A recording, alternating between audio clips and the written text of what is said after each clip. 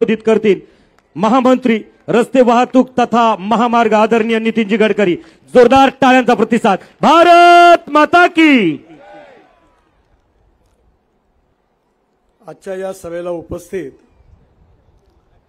माझे जुने सहकारी आणि शिवसेनेचे ज्येष्ठ नेते उपनेते म्हणून कार्य करतात असे आदरणीय गजानन कीर्तीकर,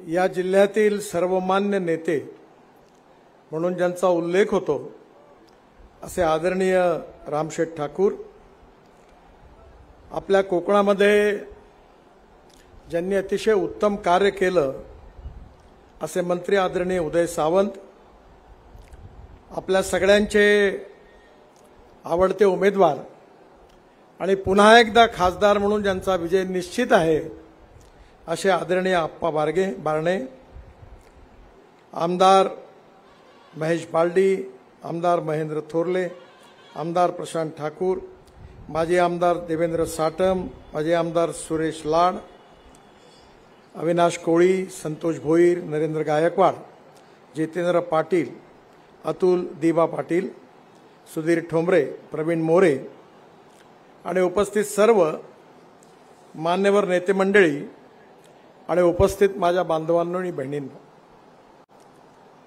आज आपल्या या सभेला येत असताना मला विशेष रूपाने 1996-97 ची आठवण झाली। मी महाराष्ट्राचा बांधकाम मंत्री असताना मुंबई पुणे राष्ट्रीय महामार्ग जो होता त्याचा भूमिपूजनाचा कार्यक्रम याच भागामध्ये झाला होता। त्यावेळी शिवसेना प्रमुख बाळासाहेब ठाकरे यांच्या उपस्थितीमध्ये आणि पहिल्यांदी त्या कार्यक्रमाची आज मला आठवण येत होती। आपल्या महाराष्ट्राच्या इतिहासामध्येच नाही तर देशाच्या इतिहासामध्ये हा पहिला द्रुतगती महामार्ग बनवण्याचं भाग्य मला प्राप्त झालं आणि हे भाग्य ज्यांच्यामुळे प्राप्त झालं त्या बाळासाहेब ठाकरे यांचं मला विशेष रूपाने स्मरण होतं। बाळासाहेबांचं माझ्यावर विशेष प्रेम होतं आणि सातत्याने ते प्रेम त्यांनी व्यक्त केलं। मला आठवतं की राज ठाकरे यांनी बाळासाहेबांच्या जीवनावर जेवढे सगळे फोटोग्राफ्स होते त्याचं एक पुस्तक प्रकाशित करण्याचं ठरवलं होतं आणि त्याकरता त्यांनी बाळासाहेबांच्या निर्णया ठिकाणी त्यांना फोटो घ्यायचे होते। त्यावेळी आमचं सरकार गेलं होतं। एक दिवस मला राज ठाकरेंचा फोन आला की वरळी बांद्रा सीलिंग प्रोजेक्ट जो तुम्ही बांधलाय त्याच्यावर बाळासाहेब आणि तुम्ही असा फोटो काढायचा आहे। त्यावेळी त्यांनी मला सांगितलं की बाळासाहेबांनी असं सांगितलं की या पुलावर तुला जर माझा फोटो काढायचा असेल तर एका कंडिशनवर, हा पूल बांधणारा नितीन माझ्याबरोबर असेल तरच मी फोटो काढीन, नाही तर नाही काढणार। बाळासाहेबांचं एक अलौकिक व्यक्तिमत्व होतं आणि म्हणून आज त्यांच्या स्मृतींना अभिवादन करून मी माझ्या भाषणाची सुरुवात करतोय। आपल्या या भागामध्ये गेल्या 10 वर्षामध्ये जवळपास 2 लाख कोटी रुपयापेक्षा जास्त कामं झालेली आहे। मी शिपिंग मंत्री होतो तेव्हा या भागातल्या तरुण मुलांना रोजगार निर्माण व्हावा म्हणून JNPT करता सागरमाला प्रकल्पातून जवळपास 2 लाख कोटी रुपयाचे प्रकल्प निश्चित केले आणि त्यातले अनेक प्रकल्प आज पूर्ण झाले। स्पेशल इकॉनॉमिक झोनमध्ये आपल्या भागातल्या तरुण मुलाच्या हाताला काम मिळालं पाहिजे, इथल्या भूमिपुत्रांना काम मिळालं पाहिजे, हीच तळमळ आणि अस्वस्थता या कामामागे होती आणि मला अतिशय आनंद आहे की आज मोठ्या प्रमाणावर JNPTचा विकास झालेला आहे। पुन्हा रेल्वेची डबल लाईन येते आहे। केवळ एवढंच नाही तर दिल्लीपासून मुंबईपर्यंत JNPT पर्यंत येणारा 1 लाख कोटी रुपयाचा द्रुतगती महामार्ग देखील यावर्षी डिसेंबरपर्यंत पूर्ण करण्याचा आमचा निर्धार आहे। मी या भागामध्ये जेव्हा जेव्हा आलो तेव्हा दरवेळेला काही ना काही घोषणा करून गेलो, पण यावेळी मी जेव्हा आलो तेव्हा निवडणूक आहे आणि त्यामुळे घोषणा करता येत नाही, पण मी निवडणुकीची घोषणा होण्याच्या आधीच तुमच्या भागामध्ये 2 मोठे प्रकल्प मंजूर केले. एक तर प्रकल्प होण्यासारखाच नव्हता. महेश बालदींना आणि प्रशांत ठाकूर यांना मी सांगितलं की हा NHच नाही आहे आणि आता हा करणं काही शक्य नाही, तुम्ही आग्रह करू नका. पण महेशने सांगितलं, प्रशांतजींनी सांगितलं, ते दोघेही दिल्लीला आले होते आणि मला म्हणाले या प्रकल्पाचं काम झालंच पाहिजे, काही करा, तुम्ही मार्ग काढा. आणि मग मी महाराष्ट्रात असलेला जो नॅशनल हायवे होता तो डिरिकग्नाइज करून तो स्टेट हायवे बनवला. आणि त्यानंतर हा जो पागोटे जंक्शन ते चौक हा जो जंक्शन आहे ग्रीनफील्ड मार्गाचा, हा 4,500 कोटी रुपयाचा रोड मंजूर केलेला आहे. त्याचं टेंडर निघालेलं आहे आणि येत्या 1-1.5 वर्षात हे काम पूर्ण होईल असा मी तुम्हाला विश्वास देतो. हा रोड असताना केवळ ट्रॅफिक जाम, प्रदूषण कमी होणार नाही, तर या रोडच्या बाजूला पुन्हा एकदा लॉजिस्टिक पार्क उभे राहतील. या रोडच्या बाजूला इंडस्ट्रियल क्लस्टर्स उभे राहतील आणि या भागामधल्या अनेक तरुण मुलांच्या हाताला काम मिळाल्याशिवाय राहणार नाही असा हा महत्त्वपूर्ण रोड आहे. 4,500 कोटीचा. इलेक्शन संपलं, निर्णय लागला की 15 दिवसात या रोडच्या कामाची सुरुवात होईल असा विश्वास मी आपल्या सगळ्यांना देतो. दुसरं महत्त्वाचं कळंबोळी जंक्शन. मी जेव्हा मंत्री होतो तेव्हापासून त्या जंक्शनवर एवढा ट्रॅफिक जाम होता की गोव्याकडे जाणारा मार्ग, JNPTचा मार्ग, मुंबई पुण्याचा मार्ग, या सगळ्या ठिकाणी अनेक प्रकारच्या अडचणी होत्या. ट्रॅफिक जाम होता, पोल्युशन होतं. आणि म्हणून या जंक्शनचं डिझाईन खूप सुंदर केलेलं आहे. एक पूल, त्या एकाच पिलरवर दुसरा पूल, त्याच्यावर तिसरा पूल, त्याच्यावर चौथा पूल आणि जवळपास 1,600 कोटी रुपये खर्च करून हे जे कळंबोली जंक्शन आहे हे जागतिक दर्जाचं बनवण्याचे काम मंजूर करून ठेवलेलं आहे आणि याचेही काम निवडणुकीच्या नंतर लगेच सुरू होईल असा मी आपल्या सगळ्यांना विश्वास देतो. म्हणजे आजही मी आलो आणि आचारसंहिता जरी असली तरी मंजूर झालेल्या कामं सांगून मी माझा जो रेकॉर्ड होता गेल्या 10 वर्षात की दरवेळेला येऊन मी घोषणा करूनच गेलो आणि ते कामं सगळी पूर्ण करण्याचं समाधान पण मला मिळालं. आज आप्पा या ठिकाणी उभे आहेत. अनेक वेळा या भागातल्या मतदारसंघातल्या कामाकरता त्यांनी सातत्याने पाठपुरावा केलेला आहे आणि हा परिसर बदललेला आहे. या भागामधली गरिबी, भूकमरी, बेरोजगारी आता दूर होताना दिसत आहे. तरुण मुलाच्या हाताला काम मिळालेलं आहे. पण याचं श्रेय आप्पांनाही नाही, मलाही नाही आणि मोदींनाही नाही. हे जे काही काम झालेलं आहे या कामाचं खऱ्या अर्थाने श्रेय कोणाला असेल तर माझ्या समोर बसलेल्या या पनवेलच्या, या कर्जतच्या जनतेला आहे. कारण तुम्ही जर आप्पांना निवडून दिलं नसतं, मोदीजी निवडून आले नसते, मी निवडून आलो नसतो आणि आमचं सरकार आलं नसतं तर मी मंत्रीच झालो नसतो आणि मंत्रीच झालो नसतो तर हे काम करायची संधीच मला प्राप्त झाली नसती. ती आपल्या सगळ्यांच्यामुळे झाली. आज देश बदलतोय. आपल्याला 1947 साली स्वातंत्र्य मिळालं. 60 वर्ष काँग्रेस पक्षाने राज्य केलं आणि काँग्रेस पक्षाने हे राज्य करत असताना त्यांनी गरिबी हटावचा नारा दिला. पंडित जवाहरलाल नेहरू देशाचे प्रधानमंत्री होते, त्यांनी गरिबी हटावचा नारा दिला. मग इंदिरा गांधी आल्या, त्यांनी 20 कलमी 5 कलमी कार्यक्रमाच्या घोषणा केल्या, त्यांनी सांगितलं आम्ही गरिबी हटवू. मग राजीव गांधी आले, त्यांनी सांगितलं आम्ही गरिबी हटवू.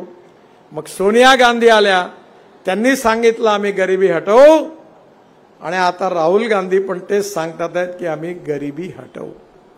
60 वर्ष सत्तेत संधी मिळाली, पण या 60 वर्षामध्ये कोणाची गरिबी हटली?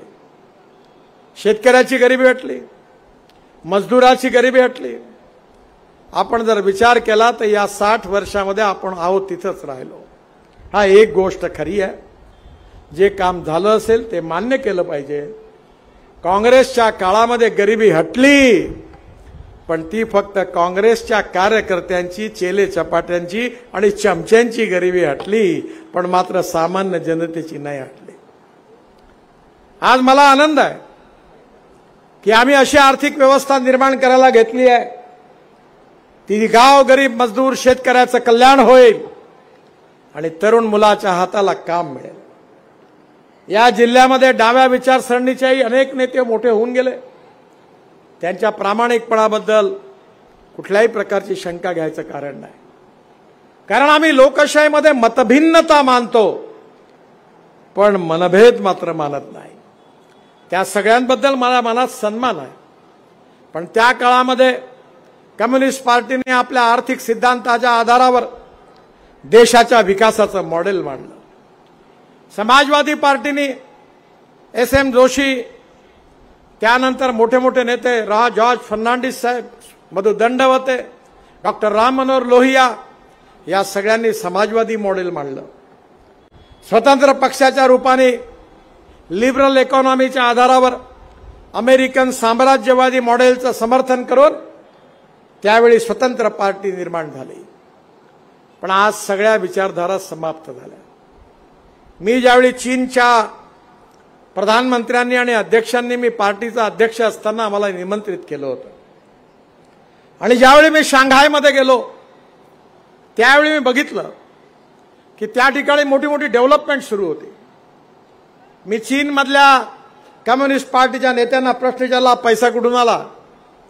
त्यांनी मला सांगितलं की जगामध्ये जे मंगोलियन वंशाचे जे श्रीमंत लोक आहेत, ज्यांचं ओरिजिन चायनाशी जोडलेलं आहे, त्या मंगोलियन लोकांनी खूप इन्व्हेस्टमेंट चीनला दिली आणि त्यातून आमच्या विकासाच्या कार्यक्रमाला गती मिळाली। मी त्यांना लगेच प्रश्न विचारला की तुमच्या देशात फक्त लाल झेंडा फक्त राहिला आहे, पण तुमचे विचार मात्र बदलून गेले आहे, हे कसं? तेव्हा त्यांनी आम्हाला सांगितलं की आमच्या देशातला गरीब असेल, शेतकरी असेल, मजदूर असेल, त्याच्याशी आमची कटिबद्धता आहे, आणि त्याची गरिबी, भूकमरी आणि बेरोजगारी दूर करायची असेल तर जे धोरण असेल ते आम्ही स्वीकारू, असं म्हणून त्यांनीही कबूल केलं की त्यांनी आता फक्त लाल झेंडा ठेवला पण विचार सोडून दिले। पण भारतीय जनता पार्टीने गेल्या 10 वर्षामध्ये नरेंद्र मोदींच्या नेतृत्वाखाली आणि त्याआधी अटल बिहारी वाजपेयींच्या नेतृत्वाखाली या देशाच्या विकासाचं नवीन आर्थिक मॉडेल तयार केलं। ते मॉडेल काय होतं? पंडित दीनदयाल उपाध्यायांचं जे सामाजिक आर्थिक चिंतन होतं, जे अंत्योदयच्या रूपाने प्रसिद्ध आहे, की या समाजातला तळागाळातला जो शेवटचा माणूस आहे, जो दलित आहे, पीडित आहे, शोषित आहे, ज्याला राहायला घर नाही आहे, ज्याच्या अंगावर कपडा नाही आहे, ज्याला खायला अन्न नाही आहे, त्या दरिद्र नारायणाला आम्ही केंद्रबिंदू मानून कार्य करू, आणि ज्या दिवशी त्याला रोटी, कपडा आणि मकान मिळेल त्याच दिवशी आपलं कार्य पूर्ण झालं असं आम्ही समजू। हे पंडित दीनदयाल उपाध्यायांचं सामाजिक आर्थिक चिंतन हे उद्दिष्ट समोर ठेवून गेल्या 15 वर्षात आम्ही काम केलं। आज माझ्याकडे पैशाची कमी नाही आहे। मी 50 लाख कोटी रुपयाची कामं केली आहे।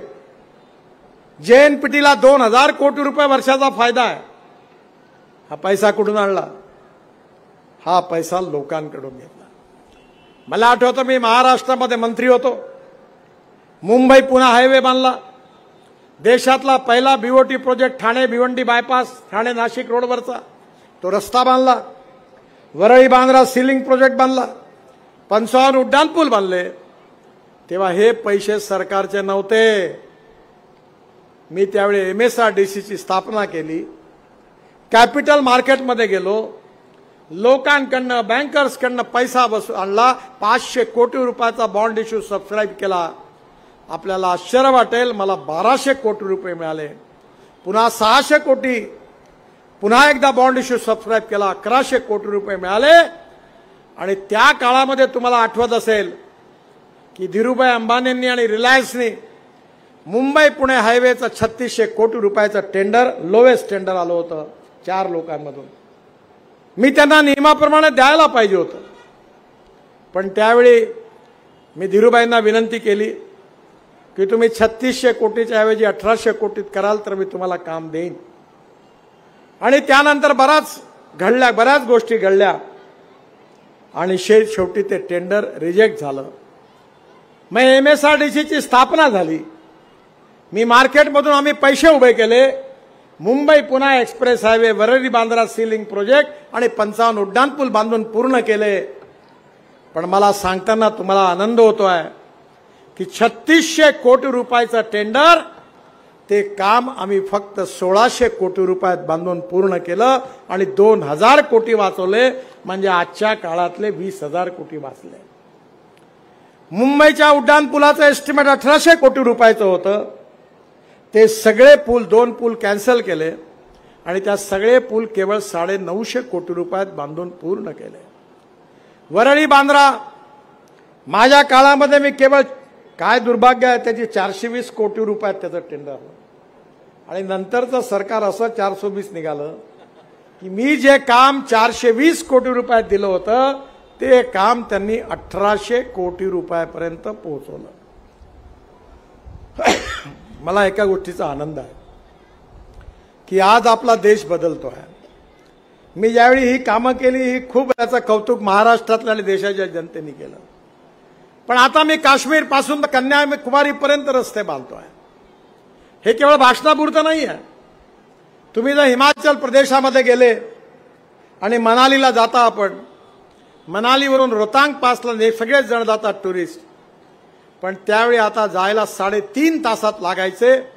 आता आपण टनेल बांधली आहे, अटल टनेल. तिथून गेल्यावर तुम्ही 8 मिनिटात बाहेर निघता.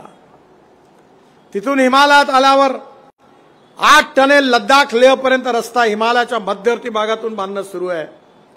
8 टनेल आम्ही बांधतोय. तिथून लद्दाख लेहला आलं की तिथून निघालो की आशियातली सगळ्यात मोठी 11.60 किलोमीटरची 11.60 किलोमीटरची जोजिला टनेलचं काम 80% पूर्ण झालं.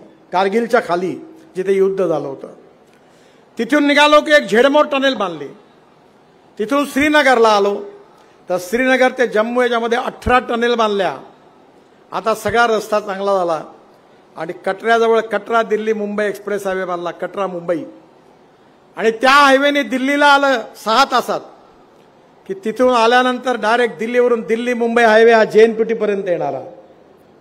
आणि या हायवेला लागलं की सुरत पर्यंत आलं की सुरतवरून नाशिक, नाशिकवरून अहमदनगर, अहमदनगरवरून सोलापूर, सोलापूरवरून कर्नूल आणि कर्नूलवरून कन्याकुमारी, चेन्नई, बेंगलोर, मंगलोर, हैदराबाद, त्रिवेंद्रम, कोचीन.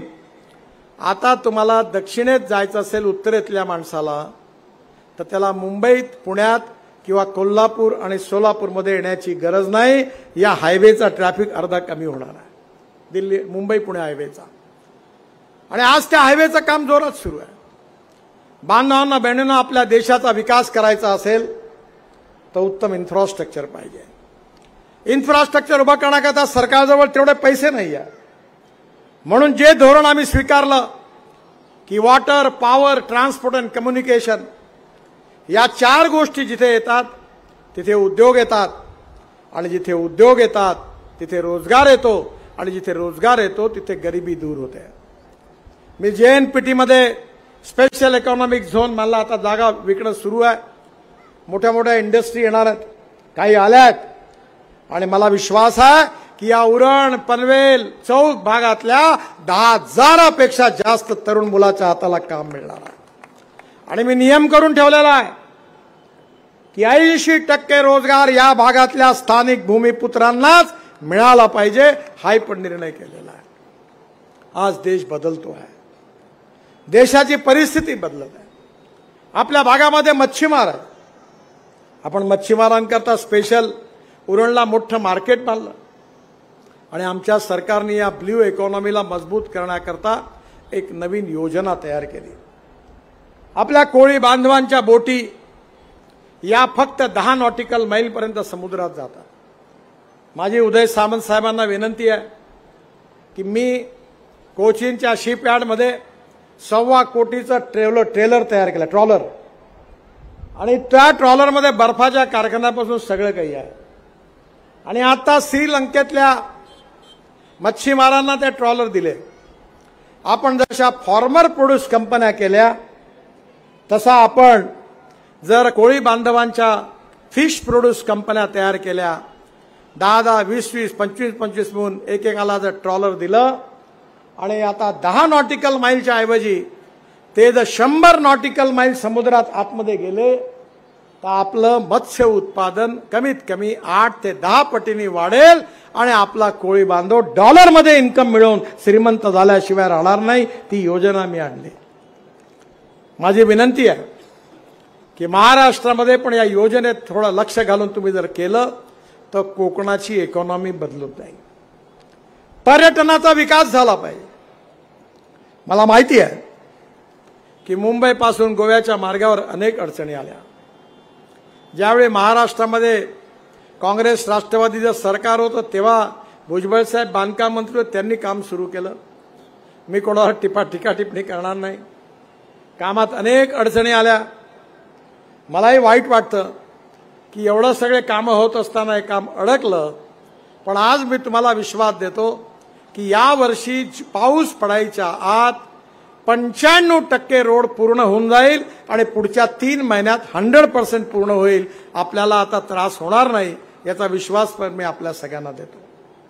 मला विश्वास आहे की मोदीजींच्या नेतृत्वाखाली शेतकरी, शेतमजूर, आपल्या इथले गरीब लोक, आदिवासी, दलित, पीडित, शोषित जनता यांचा विकास करण्याचा आपण प्रयत्न केला. याचं कारण काय? आज विकास का करू शकतो? कारण आज महाराष्ट्राच्या विकासाला डबल इंजिन लागलेलं आहे. एकीकडे मोदींचं इंजिन आहे, दुसरीकडे शिंदे साहेबांचं इंजिन आहे आणि डबल इंजिनमुळे महाराष्ट्राच्या राजधानी एक्सप्रेसचा वेग हा 3 पट वाढलेला आहे विकासाचा आणि म्हणून हा सगळा विकास तुम्हाला पाहायला मिळतो. माझ्या बांधवांनो, बहिणींनो, महाराष्ट्र ही संतांची भूमी आहे. तुकाराम महाराज असतील, ज्ञानेश्वर महाराज असतील, तुकडोजी महाराज असतील, गजानन महाराज असतील, गाडगे महाराज असतील, या सगळ्यांनी महाराष्ट्राला एक सांस्कृतिक इतिहास दिलेला आणि तो इतिहास ही महाराष्ट्राची ताकद आहे. आणि म्हणून 12,000 कोटी रुपयाचा पंढरपूर आणि देव आळंदी यांना जोडणारा पालखी मार्ग आम्ही जवळपास पूर्ण केलेला आहे. मी कालच पंढरपूर, कोल्हापूर, सांगली, सातारा जिल्ह्यातून इकडे आलो. जवळपास पूर्णत्वाच्या मार्गावर पोहोचला. तुळजापूर असेल, अक्कलकोट असेल, जेवढी आपली श्रद्धेची स्थानं आहेत त्या प्रत्येक ठिकाणी मजबूत रस्त्यांनी जोडून या संतांचा विचार, या संतांची संस्कृती, या संतांची शिकवण आपण महाराष्ट्रामध्ये सातत्याने प्रस्थापित करण्याचा प्रयत्न केला. हा महाराष्ट्र छत्रपती शिवाजी महाराजांचा महाराष्ट्र आहे.